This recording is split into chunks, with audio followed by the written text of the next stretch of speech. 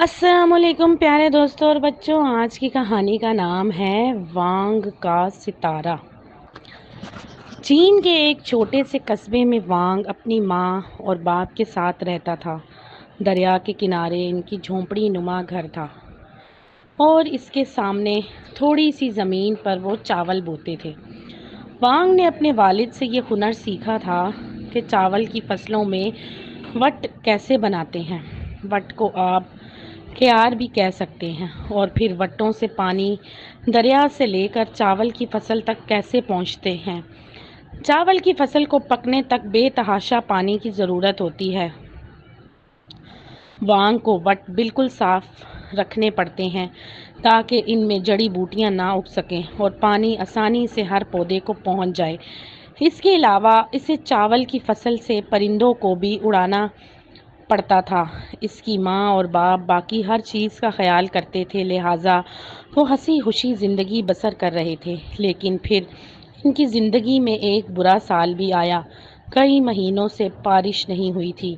हर नई सुबह नीला आसमान और इस पर झुलसाता हुआ सूरज इनका मुंतज़िर होता। हर रोज़ वांग का वालिद खड़ा होता और चावल की फसल को दूर दूर तक देखता और फिर मायूसी से अपना सर हिलाता और कहता, आज भी बारिश का कोई इम्कान नहीं।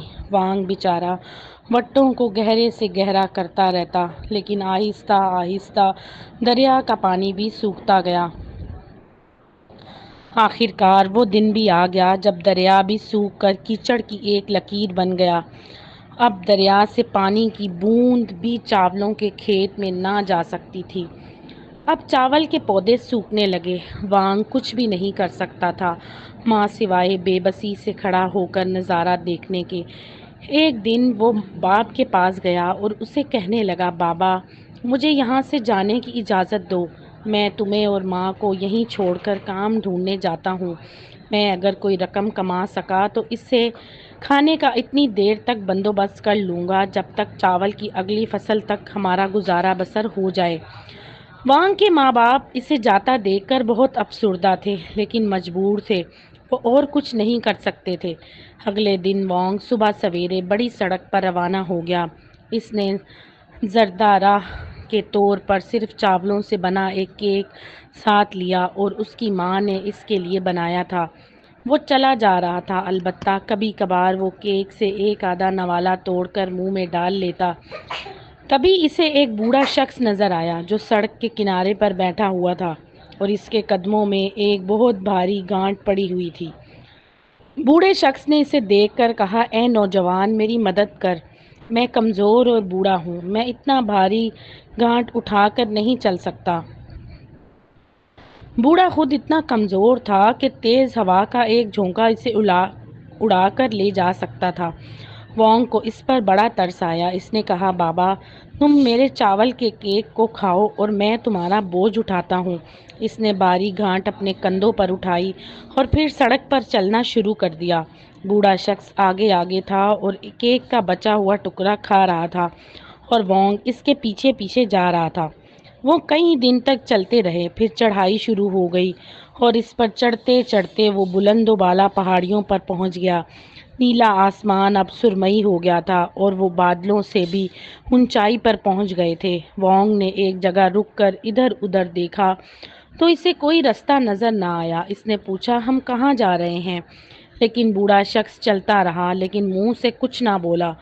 वोंग ऊंचाइयां और ऊंचाइयां चढ़ता रहा। अब इसे कोई गांव या घर नजर नहीं आ रहा था, सिर्फ पहाड़ियों की चोटियां नजर आ रही थीं। इसने पूछा, हमें यहाँ आने की क्या ज़रूरत थी? लेकिन जवाब में बूढ़ा सिर्फ मुस्कुराया, लेकिन फिर भी कोई जवाब नहीं दिया। कुछ देर बाद वोंग थक गया।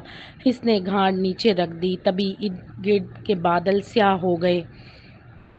बिजली चमकना शुरू हो गई। इर्द गिर्द की चोटियां अब बिजली चमकने से ही नजर आती थीं। वोंग खौफ से एक कदम पीछे हट गया, लेकिन बूढ़ा हंसकर कहने लगा, डरो नहीं वोंग, ये तो सिर्फ मेरे अजदहे हैं जो तुमसे मिलने आए हैं। इसने वोंग के शाने पर हाथ रखा और फिर कहने लगा, तुमने एक बूढ़े शख्स पर मेहरबानी की, अब मैं तुम्हारी मदद करूंगा।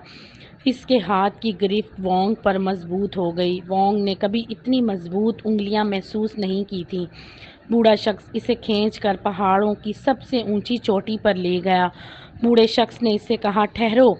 इसने वोंग को बादलों के दरमियान खींचकर एक खुली जगह पर पहुंचाया। वोंग वहां हैरान और परेशान खड़ा था। एक चोटी की नशीबी ढलवान पर एक बड़ा लकड़ी का टब पड़ा हुआ था जो पानी से भरा हुआ था, और इस टब में दो अजदहे थे। वो बहुत बड़े सब्ज अजदहे जो दहाड़ रहे थे और आपस में लड़ रहे थे, और इनकी आवाज़ों से बाज गुश से बिजली गरज रही थी। बहुत बड़े शोले चमक रहे थे जैसे आसमानों पर बिजली चमकती है। ये शोले अजदहों की जबड़ों से निकल रहे थे। हर तरफ से बहता हुआ पानी एक नदी की सूरत में बह रहा था, और ये पानी इनके सरों के ऊपर बादलों में मदगुम हो रहा था। बूढ़े आदमी धाड़ा, रुको, और इसने अपनी लंबी उंगलियों का रुख अजदहों की तरफ कर दिया तो वो एक दूसरे पर गिरने पड़ने लगे और आखिर टप में पुरसकून हो गए। बूढ़े ने वोंग को बताया, ये मेरे बारिश वाले अजदहे हैं। मैं जब चाहूँ इस तरह बारिश बरस सकती है और तूफ़ान आ सकते हैं। ये बादल किसी एक बाग पर बड़ी खुशकी के टुकड़े पर बरस सकते हैं। वोंग ने फ़ौरन कहा, क्या तुम मेरे वालिद के चावलों के खेत पर बरस सकते हो? अगर ये बारिश दरिया में हो जाए तो वो तेज़ी से बहेगा, और पानी होगा तो चावल उगेंगे। बूढ़े ने कहा, वोंग, तुमने मेरी मदद की, मैं तुम्हारी एक ख्वाहिश पूरी करने का वादा करता हूँ। फिर वोंग को खींचते हुए वो अपने टब में चढ़कर पानी वाले अजदहों के पास ले गया। पहाड़ों की ऊंचाई से पानी टब से बहना शुरू हो गया, मैदानों और देहातों के ऊपर। तब बूढ़े ने कहा, वहाँ वो वोंग के वालिद का घर है, दूर, बहुत दूर। अजदहे ये सुनकर दहाड़े और उन्होंने अपनी मजबूत में लहलहाए। नदी के बादल टब से ऊपर उठे और पानी टब में से नीचे ज़मीन पर गिरने लगा। लेकिन जूं जूं पानी टब से ज़मीन पर गिरता, टब खाली होने की बजाय फिर भर जाता। आखिरकार जैसे ही रात हुई, बूढ़े ने अजदहों को मना कर दिया। टब थोड़ी देर इधर उधर हिला और फिर रात की तारीकी में कहीं उड़ गया।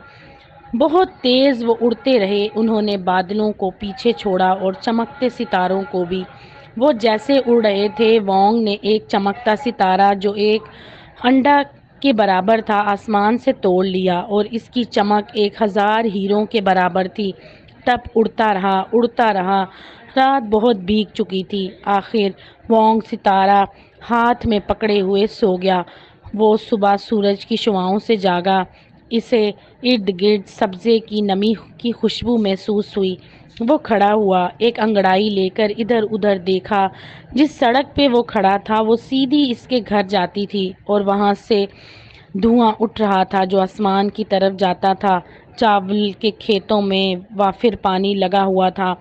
पानी में सरसब्ज पौधे सर उठा खड़े थे। वोंग की माँ और बाप ने इसे देख लिया और इसे घर के दरवाजे पर मिले। उन्होंने इसे बताया, हमें यकीन हो चला है कि तुम डूब गए हो, क्योंकि तूफ़ान बहुत शदीद था। वोंग हंसा और इसने अपने माँ बाप को बूढ़े और बारिश वाले अजदहों के मुतल्लिक बताया। इसकी कहानी पूरे गांव में फैल गई। लोग इसकी कहानी सुनने आने लगे। वो इसके पास वो सितारा भी देखना चाहते थे जो हीरों की चमक भी मान करता था। आखिरकार चीन के बादशाह ने ये खबर सुनी। इसने कहा, मैं इसे खुद देखना चाहूँगा।